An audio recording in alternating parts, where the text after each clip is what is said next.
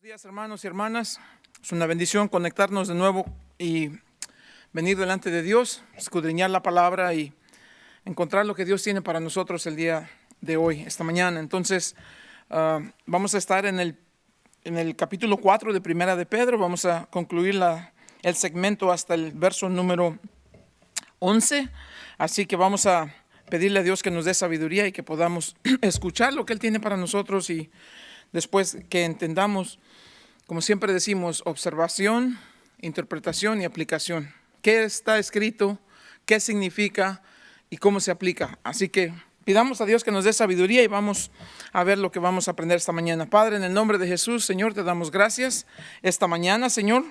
Te pedimos, Padre, que a través de tu palabra nos hables, que por tu Espíritu nos enseñes, que fijes nuestros ojos, Señor, en el trono de tu gracia, donde tú tienes el control absoluto de todas las cosas, y que podamos vivir con esa confianza, con esa esperanza, con esa paciencia, con esa firmeza de saber que todo en este mundo, todo en esta vida, las grandes y pequeñas cosas que suceden, todo está bajo tu control absoluto.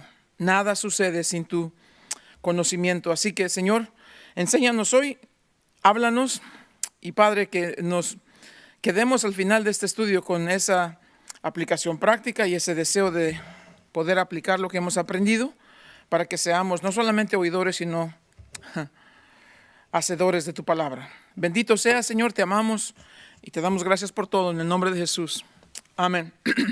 Entonces, la semana pasada hablábamos acerca de lo importante que es mantener esta perspectiva en cuanto al sufrimiento, en cuanto al pecado. Hablábamos de lo importante que es tener la actitud correcta y tener la visión correcta de las cosas que suceden alrededor nuestro. Voy a leer algunos versos desde el verso 1 en adelante, pero en realidad nos vamos a concentrar más de los versos 7 al verso 11. Pero de todos modos quiero que tengamos el contexto completo. Dice Primera de Pedro capítulo 4. Puesto que Cristo ha padecido por nosotros en la carne, vosotros también armaos del mismo pensamiento. Pues quien ha padecido en la carne terminó con el pecado, para no vivir el tiempo que resta en la carne conforme a la concupiscencia de los hombres, sino conforme a la voluntad de Dios. Baste ya el tiempo pasado para haber hecho lo que agrada a los gentiles, andando en lascivias, concupiscencias, embriagueces, orgías, disipación y abominables idolatrías. A estos les parece cosa extraña que vosotros no corráis con ellos en el mismo desenfreno de desilusión, y os ultrajan. Pero ellos darán cuenta al que está preparado para juzgar a los vivos y a los muertos. Porque por esto también ha sido predicado el evangelio a los muertos, para que sean juzgados en carne según los hombres, pero vivan en espíritu según Dios. Mas el fin de todas las cosas se acerca. Sed pues sobrios y velad en oración. Y ante todo, tener entre vosotros ferviente amor, porque el amor cubrirá multitud de pecados. Hospedaos los unos a los otros sin murmuraciones.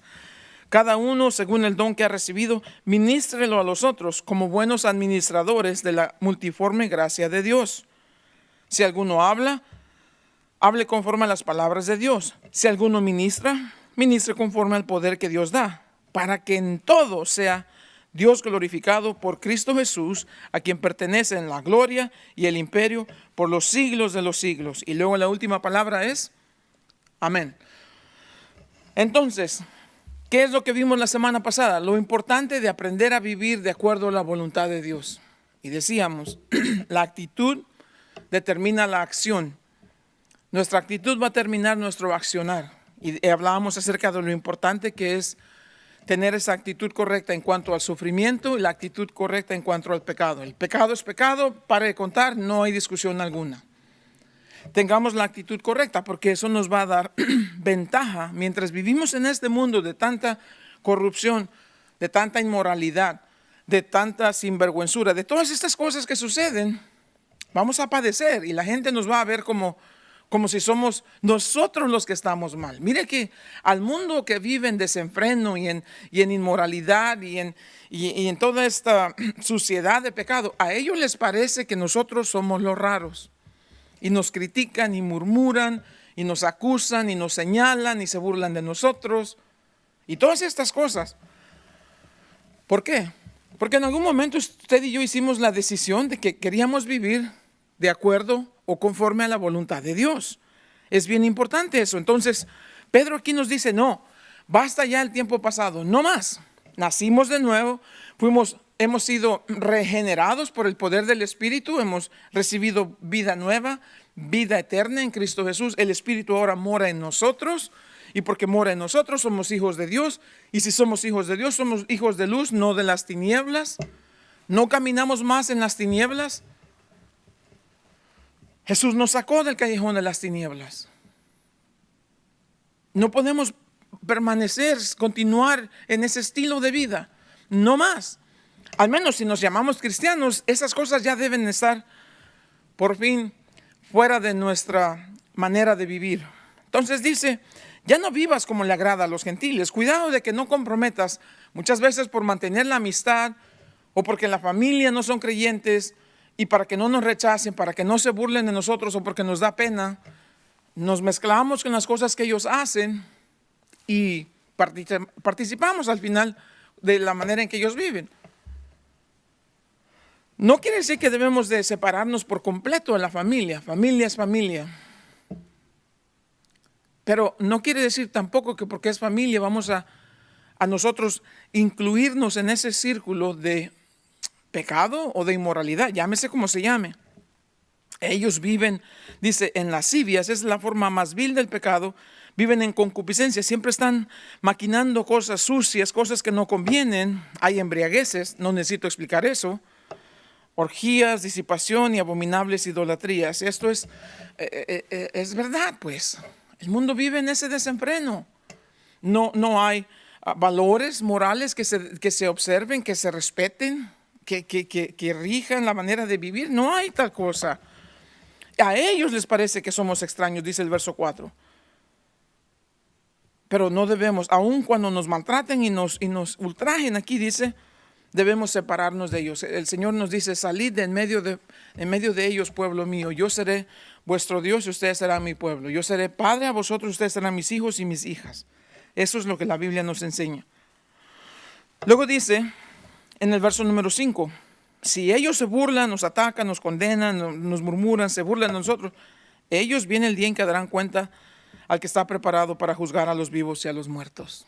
Sí, todos aquellos que dicen que el aborto es el derecho de la mujer sobre su cuerpo, todos que aprueban del asesinato vil de un inocente bebé en el vientre de una madre, todo por el lujo de la comodidad. Todos aquellos que dicen que está bien el aborto, que tienes derecho, que puedes hacer con lo que está en tu cuerpo lo que tú quieras, todos ellos un día van a presentarse delante de Dios.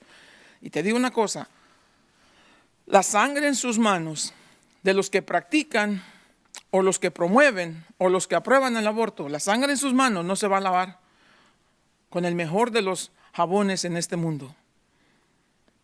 Yo no quiero estar en ese momento en que, bueno, no podemos, pero no quisiera nunca pensar estar en ese momento cuando ellos tengan que presentarse delante de Dios y Dios diga, no.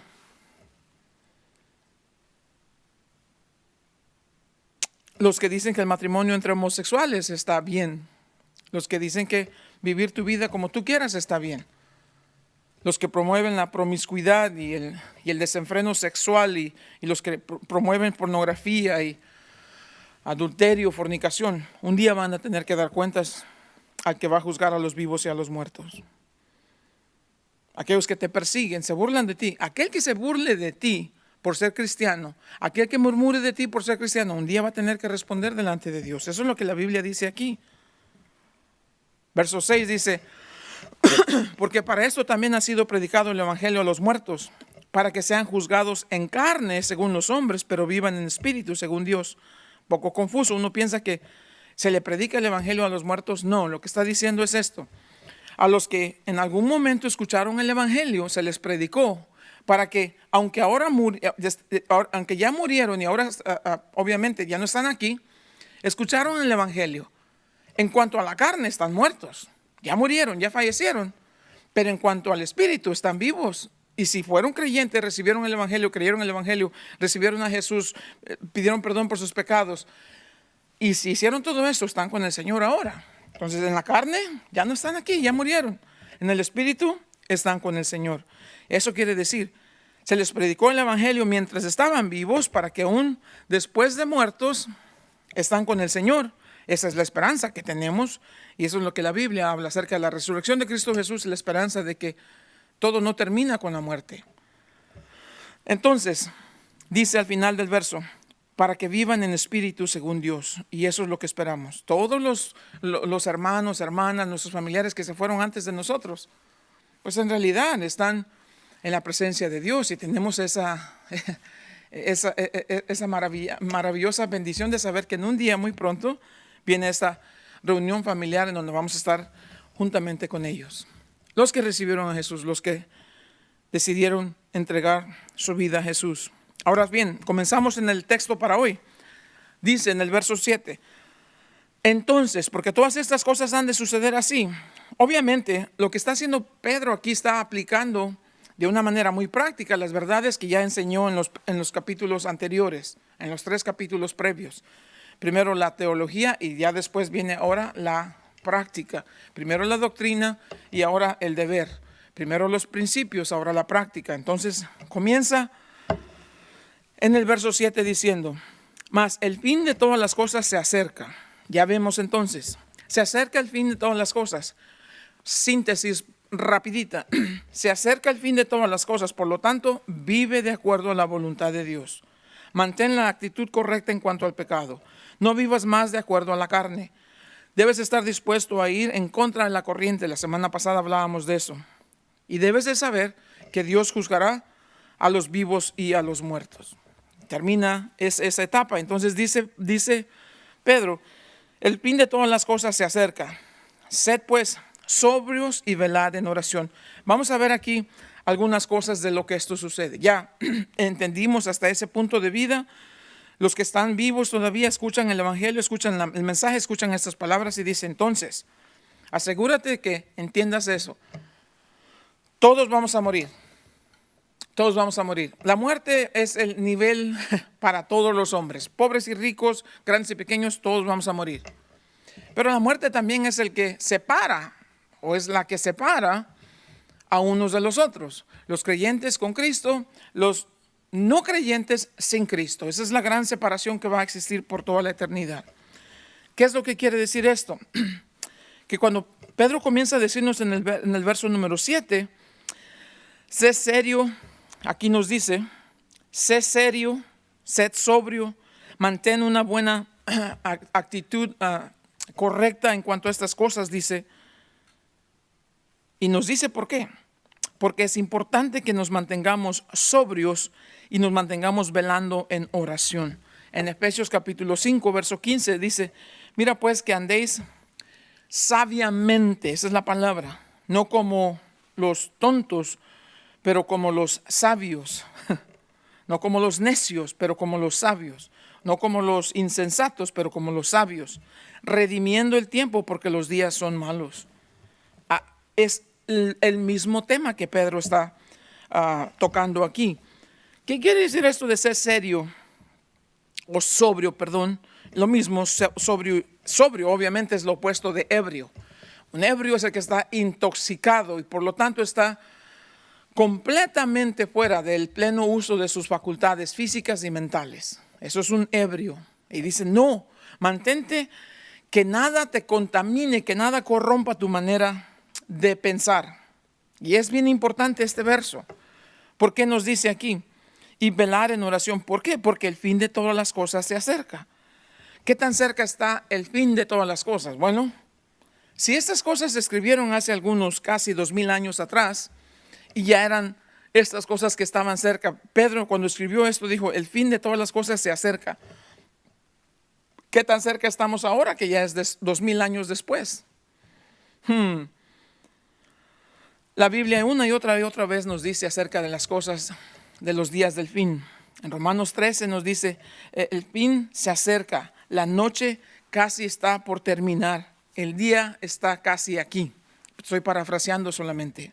El día se acerca, la noche está por concluir, el día se acerca. Filipenses 4:5 dice, el Señor está ya prácticamente aquí.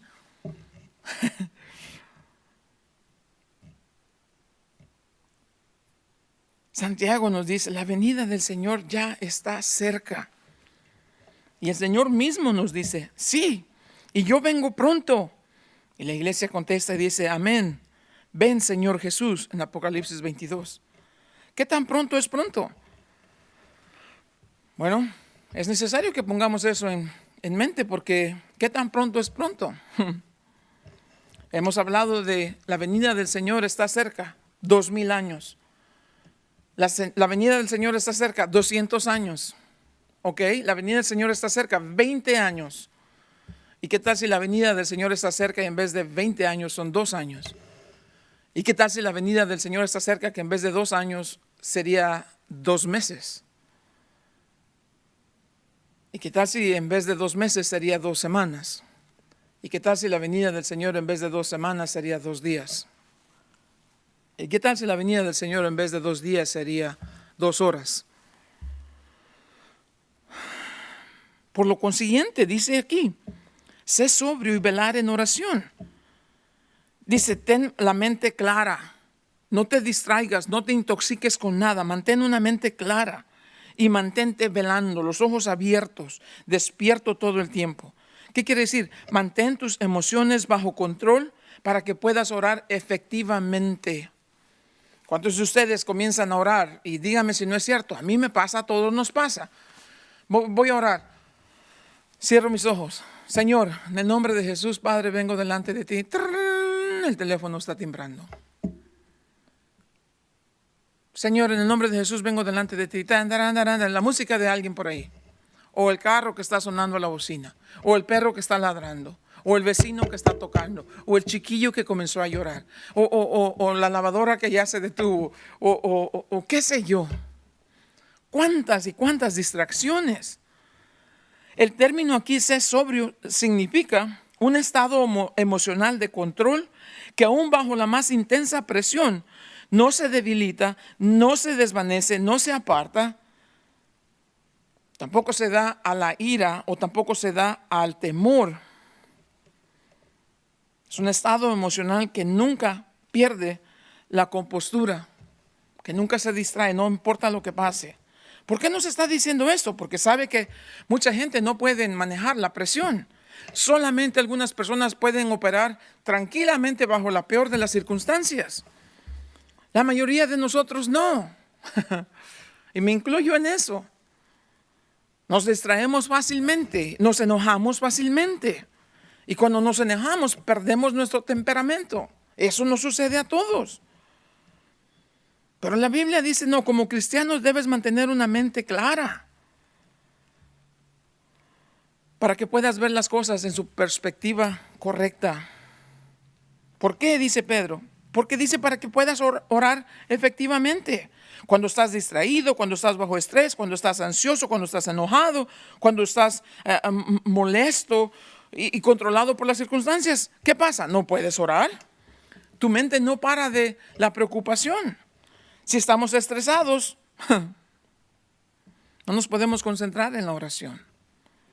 Déjame te digo algo, hay una frase que dice, si vives sin oración, vamos a morir sin esperanza. Si vives sin oración, morirás sin esperanza. No es fácil perseverar, yo sé que no es difícil bajo las circunstancias, la presión y todo eso, pero aún así, si renegamos no ganamos nada y renegar es lo más natural de todos nosotros. El punto es, a la luz de lo que está sucediendo en el mundo en estos días, y vemos que el fin se acerca, el Señor está a la vuelta, el Señor está, su venida está aquí, pues prácticamente. A la luz de todas estas cosas, no entres en pánico, proponte a orar. No desesperación, pero la oración. Mantén la compostura, mantente firme. Por lo mismo se recomienda y siempre es importante que te levantes un tiempo temprano, cuando nadie se levante, cuando los chiquillos todavía están dormidos, cuando la esposa todavía está roncando o viceversa. Y vete allá en una esquinita donde solamente tú y el Señor. y ponte a orar a ese momento, porque allí no hay distracciones. Una vez que empieza el ejército de los chiquillos a correr, se acabó la paz. Y ustedes lo saben muy bien. La paz es como ese pulpo que te enreda con todos esas tentaciones, esas pruebas, iba a decir pruebas, y que te va enredando. Esa es la presión del día, y la paz se queda allí aplastada entre todas esas preocupaciones. No, dice Pedro, no, sé sobrio y mantente despierto y mantente orando. La segunda cosa que debemos hacer en este caso dice, y ante todo tener entre vosotros ferviente amor. ¿Qué quiere decir esto de ferviente amor? Porque el amor cubrirá multitud de pecados. ¿Qué quiere decir ferviente amor? Este es un amor que es rápido a perdonar. Y bien importante, mantente en el pleno uso de tus facultades. Y luego mantén un amor ferviente. Ferviente es ese amor cuando ustedes han visto las competencias de atletismo que van corriendo esos hombres que corren los 100 metros, son como una flecha, son rapidísimos y van, o las mujeres también, y casi llegan todos, es por milésimas de segundo que gana uno y pierde el otro. Y cuando llegan a la meta estiran su pecho, lo más que pueden se estiran para poder tocar con su pecho la cinta de la meta. Eso es la palabra ferviente, un amor que se estira, que se esfuerza. Es bien importante esta palabra. O cuando ves un juego de básquetbol y el que salta por arriba para ganar esa pelota y mantener el rebote. O un jugador de béisbol que va corriendo y la pelota viene aquí, y muchas veces los vemos que se cansan y con la pura punta del guante agarran esa pelota de béisbol. Eso es lo que la palabra ferviente significa. Bien interesante. Ferviente amor. ¿Por qué es interesante esto? ¿Por qué es importante? Es el esfuerzo necesario para mantener este tipo de amor que es real, que es sincero, que es puro. Es un amor que cuesta. Es el amor que se estira al máximo, que se pone a sí mismo en lugar donde puede ser lastimado, pero no importa eso, se esfuerza para hacer y para dar a los demás. Ese es el amor con que debemos amarnos unos a otros. ¿Por qué? Porque ese amor cubre multitud de pecados. Y como hay multitud de pecados, el amor entonces tiene que estrecharse, tiene que estirarse, tiene que hacer todo lo posible para cubrir pecados donde quiera que lo haga, con los amigos, con los compañeros, con la escuela, con el trabajo, con los vecinos, con la familia, con los hijos, con el esposo, con la esposa, en todas partes. Por eso dice ferviente amor, estírate, da el máximo de lo que puedas, da porque hay pecado por todos lados y estás aquí, acá y aquí en otro lado. Esa es la preocupación del cristiano, es parte de tu hoja de vida.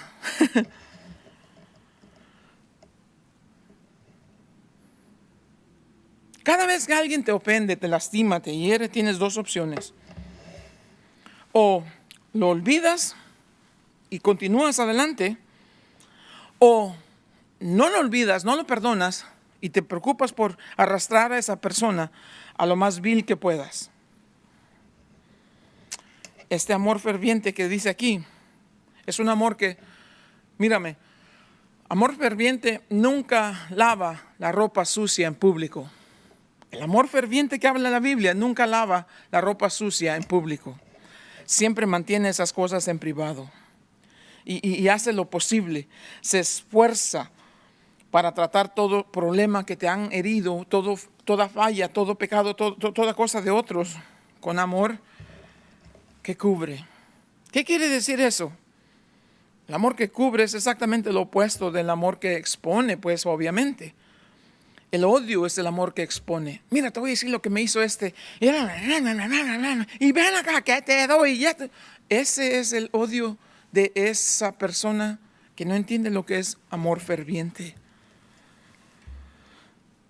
El amor del que estamos hablando trata con el pecado públicamente solo como la última de las instancias. Pero los cristianos estamos llamados primero a amar con amor que se extiende, que se expande, que se estira, que se esfuerza.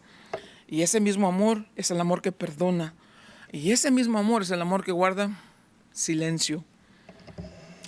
El amor bíblico del que estamos hablando aquí es un amor que tiene una memoria muy corta y unos labios sellados.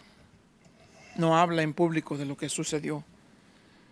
Es importante este tipo de amor, porque qué tan cierto es una iglesia depende mucho de este tipo de amor entre sus miembros. Si no, imagínate, alguien hizo algo y toda la iglesia lo sabe.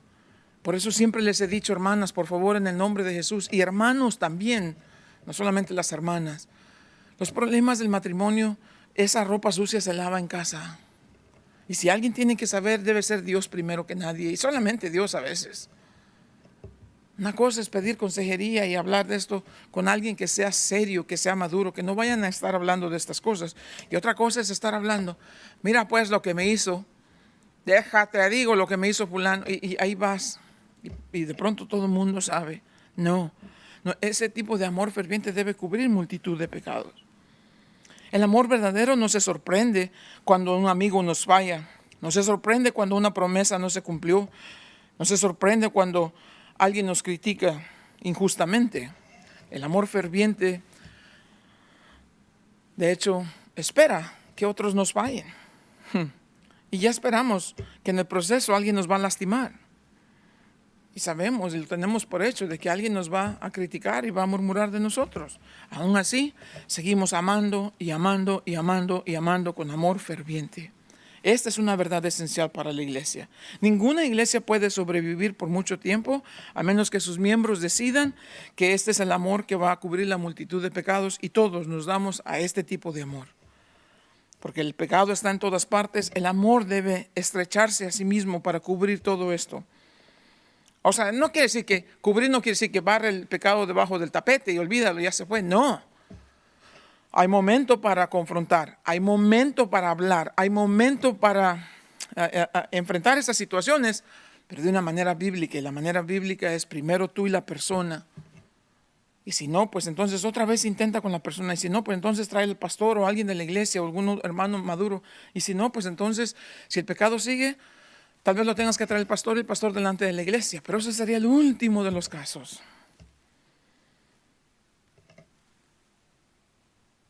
Si no practicamos este tipo de ferviente amor, nunca vamos a poder cohabitar, convivir con todos los demás. ¿Qué debemos hacer? No hables del pecado que alguien cometió en contra de ti con otros. No te pases la vida reclamándole del pecado que esta persona cometió en contra de ti. Eso es muy típico entre esposas y esposos. A veces ustedes mujeres se quedan calladas, no dicen nada, pero cuando viene el momento, no se me olvida. Eso es así. Y los hombres hacemos la misma cosa. Pues tu culpa. Eso no es amor verdadero. ¿Cómo puedes evitar tener este tipo de conducta? Mejor ora a Dios por ellos.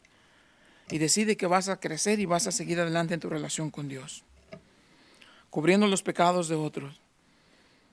¿Por qué debo hacerlo? Porque hay uno que trató tus pecados de esa manera y sigue tratando y va a seguir tratando toda la vida. Y su nombre es Jesús. Le costó su vida, le costó su sangre para perdonarte de toda tu maldad y tu injusticia. Y cada vez que tú pecas y te acercas a Él, no te dice, mira, pues, ¿qué voy a hacer contigo? No. Dice, Él es justo y fiel para perdonarnos y lavarnos de toda maldad. La sangre de Jesús es poderosa para lavarnos de toda maldad. Si hemos recibido la gracia y la abundante gracia, si hemos sido bañados con la gracia de Dios, lo menos que podemos hacer es ofrecer a otros la misma gracia. De Dios hacia nosotros fluye la gracia. La gracia de Dios debe fluir hacia nosotros y a través de nosotros hacia otros. Ese es el plan de Dios. Tercera característica, no solamente que debes mantenerte sobrio y velando en oración. 2, tener amor ferviente entre nosotros. 3, hospedarnos los unos a los otros sin murmuraciones. ¿Cómo que sin murmuraciones? Sí, ¿qué quiere decir esto? Deja de estar renegando y comienza a compartir las bendiciones que Dios te ha dado. La palabra aquí dice hospedaos, eso es hablando de hospitalidad y significa gentileza mostrada a los extraños. Esto era vitalmente importante en la iglesia en el primer siglo. ¿Por qué?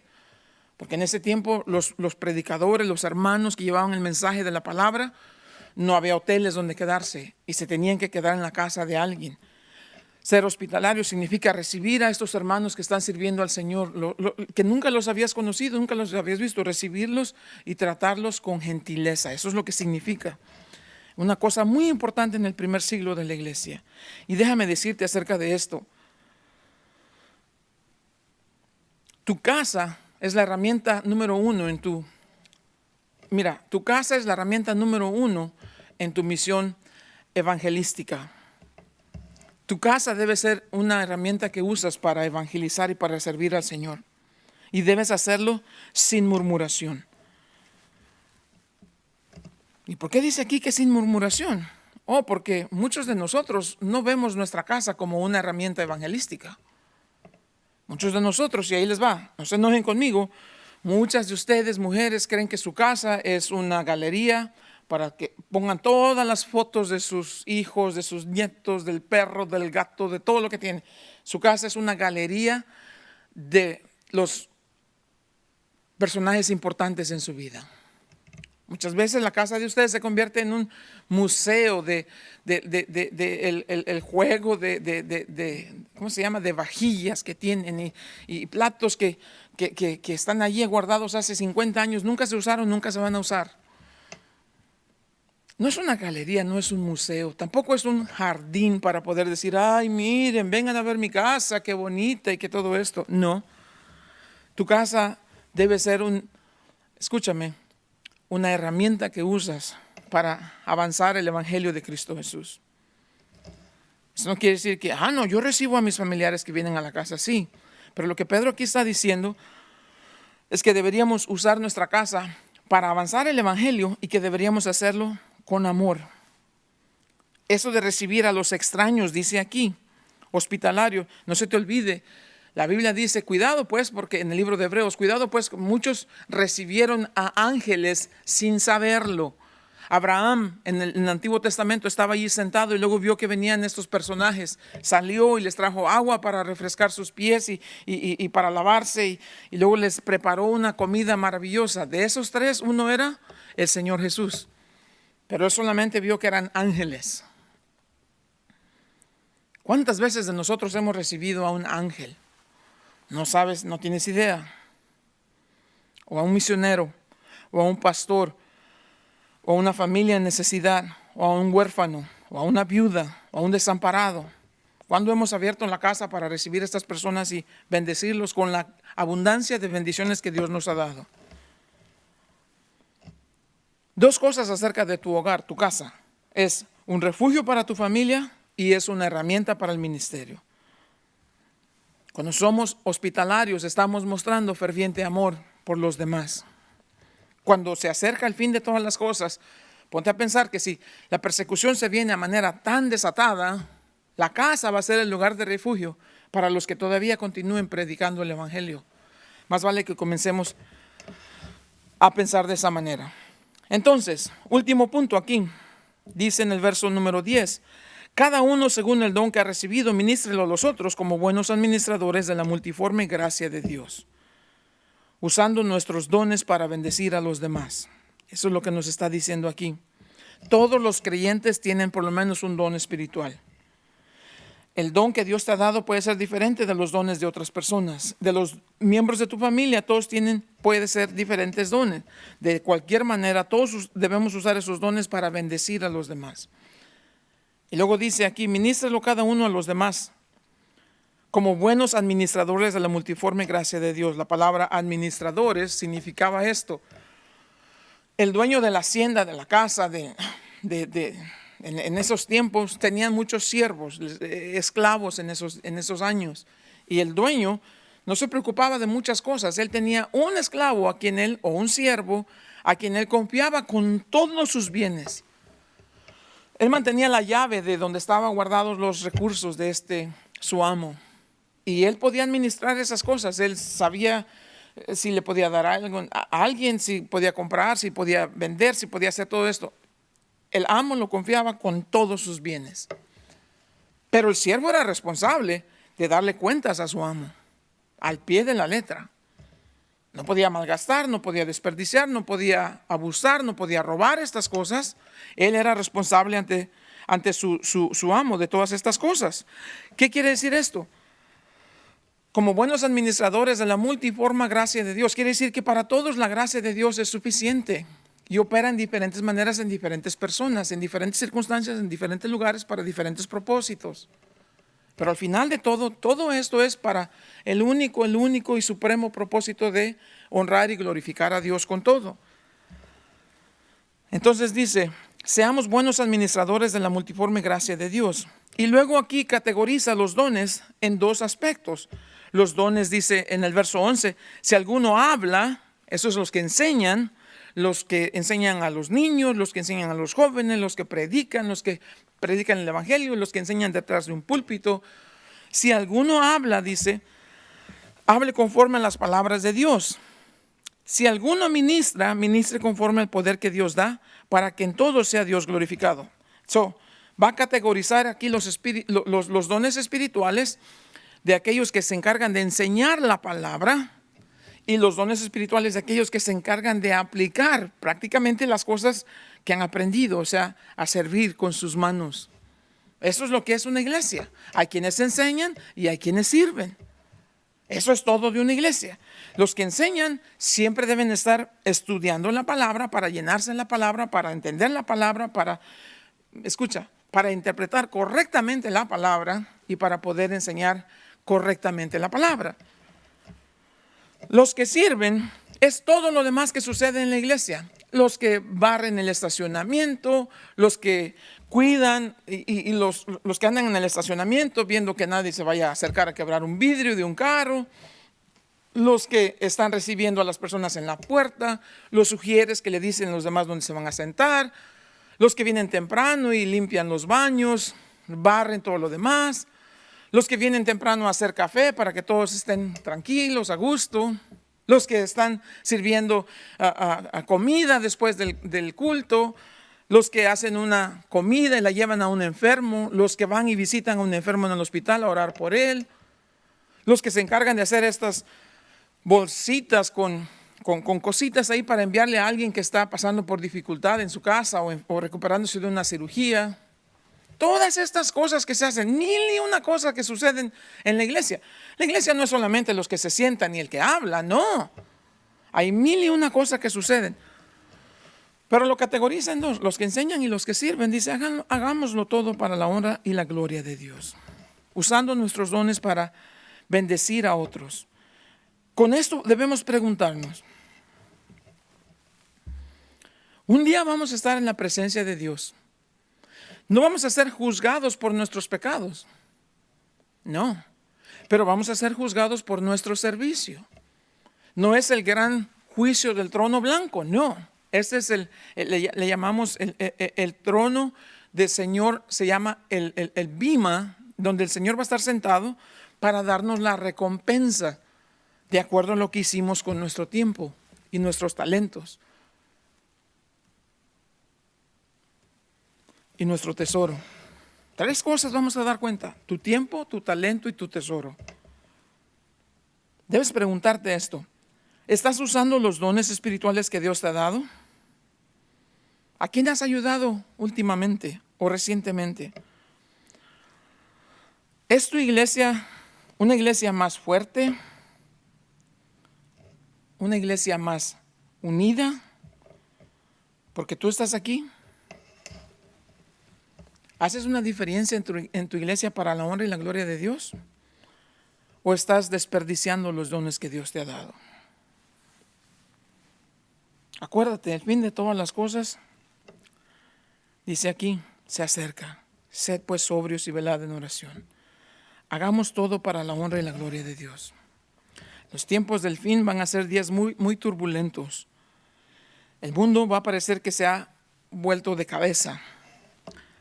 Dice la Biblia que por haberse multiplicado la maldad, el amor de muchos se va a enfriar. Lucas dice que muchos hombres en los tiempos del fin van a morir de infartos, de paros cardíacos, de ataques al corazón, del miedo, del terror. Nación se va a levantar contra nación y reino contra reino. Debemos preguntarnos, ¿Estamos listos para la venida del Señor?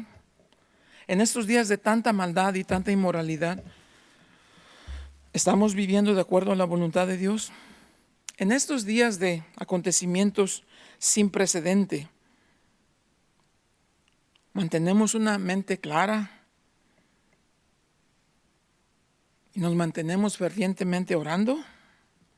En estos días de gran turbulencia, ¿todavía se nos hace fácil perdonar a los que nos ofenden?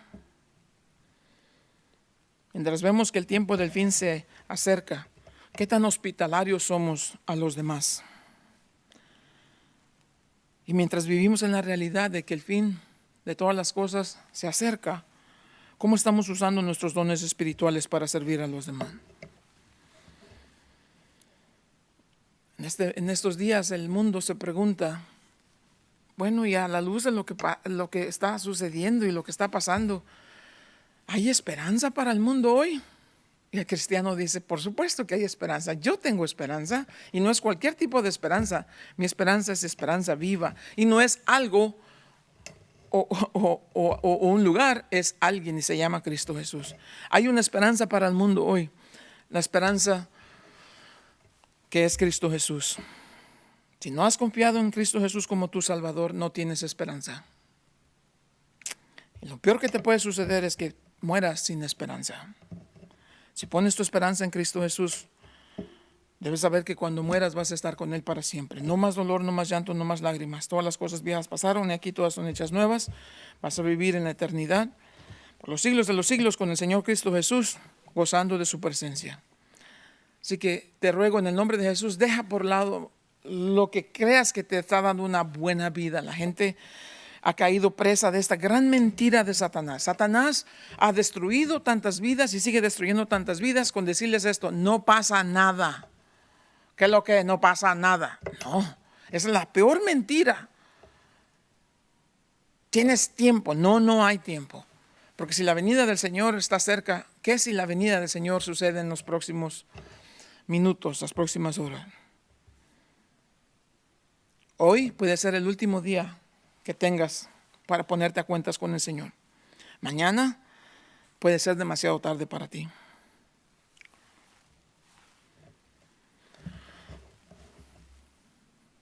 Estos son los mejores días para los cristianos estar vivos. No ha habido otro mejor tiempo para nosotros que ahora. Nosotros podemos ser la generación privilegiada de ver el regreso de Cristo Jesús a llevarnos a estar con Él. Nunca ha habido un tiempo mejor que este tiempo. Este es el tiempo en que le decimos a los demás, el fin de todas las cosas se acerca. Sé pues sobrio y velar en oración. ¿Por qué? Porque Jesús viene y viene pronto. ¿Estás listo? Es mi oración que sí. Padre, en el nombre de Jesús, Dios, te damos gracias por estas cosas que nos enseñas, por tus palabras, por tu presencia, Señor, por tu poder para perdonar nuestros pecados, Señor. Permítenos, Dios, como dice Isaías, venir ahora y estemos a cuenta.